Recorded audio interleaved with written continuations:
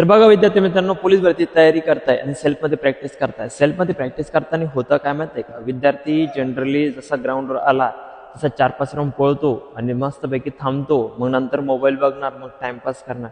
तर बघा विद्यार्थी मित्रांनो, असं नाही की सगळेच विद्यार्थी टाइमपास करतात, सगळेच विद्यार्थी मोबाईल बघतात.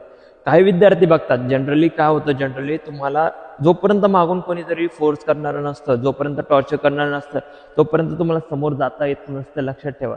कोचिंग कशासाठी पाहिजे असते, मागून कोच कशासाठी पाहिजे असतो, कोच तुम्हाला नेहमी मोटिवेट करणार आणि तुमच्याकडनं दिलेलं शेड्यूल पूर्णपणे करून घेतला जाणार आहे.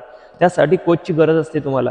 या ठिकाणी मी स्वतः एक sports national player Amol Dakle sir, या ठिकाणी तिरंगा करिअर अकॅडमी, या ठिकाणी मी तुम्हाला पर्सनली प्रत्येक विद्यार्थ्यांना इथं कोचिंग देत असतो. या ठिकाणी पोरांना कधी पण विचारा तुम्ही, प्रॉपर वर्कआउटला तुम्ही स्टार्टिंगला जसं रनिंग ग्राउंडवर आले म्हणजे का रनिंग सुरू करतात का, तर नाही. तुम्हाला इथं प्रॉपर इथं आले, ग्राउंडवरती आलेत, प्रॉपर वॉर्मअप त्या ठिकाणी आपण करून घेत असतो आणि त्या वॉर्मअप झाल्यानंतर तुम्हाला रनिंग स्टार्ट केल्या जाते. आणि रनिंगमध्ये असं नाही की 2 राऊंड पळाले, 3 राऊंड पळाले, 4 राऊंड पळाल्यावर थांबून जायचं म्हणून. या ठिकाणी आपण पोरांना प्रॉपर वर्कआउट प्लॅन दिलेला असतो आणि ते वर्कआउट प्लॅन झाल्याशिवाय पोरग एक बी थांबत नसतं.